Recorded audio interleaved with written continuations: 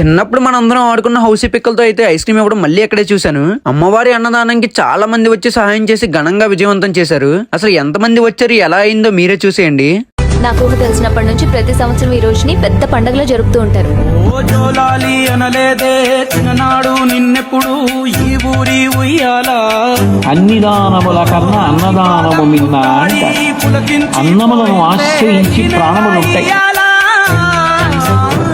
మా పల్లె బతుకుల్లో